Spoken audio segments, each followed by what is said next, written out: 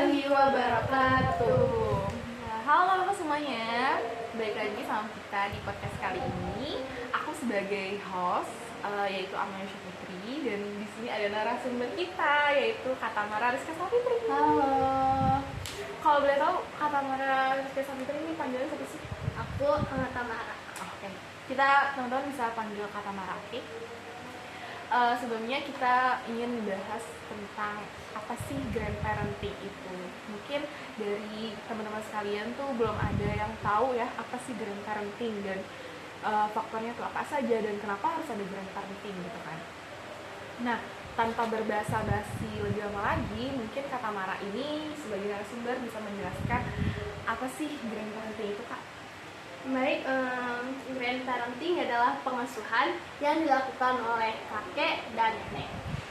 Bisa diartikan grandparenting adalah kesempatan yang besar, kesempatan kedua yang lebih besar untuk menjadi orang tua kembali, sehingga banyak kakek dan nenek yang ingin mengasuh cucu tersebut.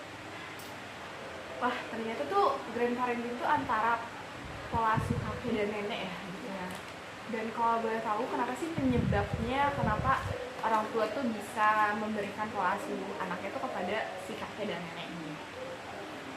Jadi penyebabnya itu ya ada yang orang tuanya kerja sehingga dititipkan ke kakek dan neneknya, sehingga ada juga yang orang tua tersebut masih tinggal serumah dengan kakek dan nenek.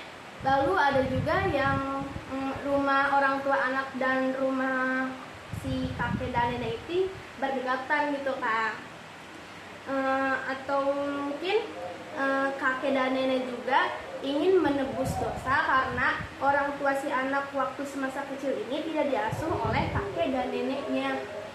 Oh, jadi seperti itu penyebab grandparenting itu.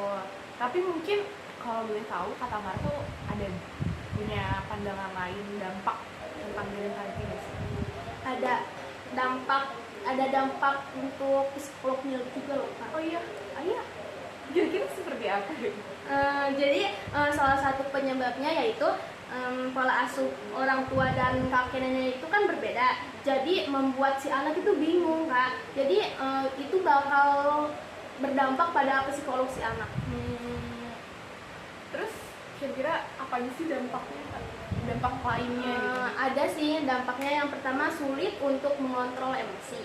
Lalu yang kedua, terbiasa selalu dituruti. Jadi si anak ini kalau diasuh sama kakek dan nenek selalu dituruti apapun permintaan si anak tersebut. Lalu yang ketiga, lebih mudah bersosialisasi karena si anak ini kadang di lingkungan orang tua, kadang juga di lingkungan kakek dan nenek. Lalu yang keempat, menjadi lebih dewasa dan bijaksana. Dan yang kelima itu cenderung keras kepala, dan yang terakhir itu sulit mentaati peraturan. Dalam artian pengaturan pola asuh orang tua dan pola asuh kakek nenek itu kan berbeda, jadi membuat si anak bingung mau menaati peraturan yang mana gitu Kak. Oh, jadi seperti itu dampaknya. Nah, mungkin itu kan dampaknya ya Kak, dampak dan penyebabnya. Mungkin kalau misalnya dari pola asuh yang paling efektif untuk anak yang diasuh oleh kakek dan nenek itu seperti apa sih Kak? Kayak membimbing anak melalui tata cara sikap ya.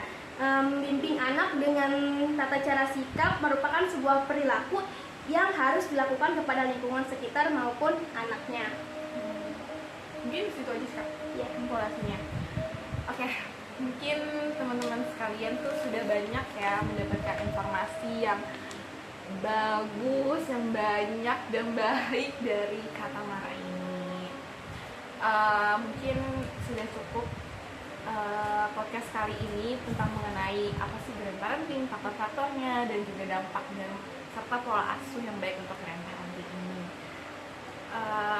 Karena pembahasan kali ini kita sudah selesai, Kak. Ya. Mungkin sudah cukup kali ya podcast kali ini. Sampai jumpa di podcast selanjutnya. Bye. Assalamualaikum warahmatullahi wabarakatuh.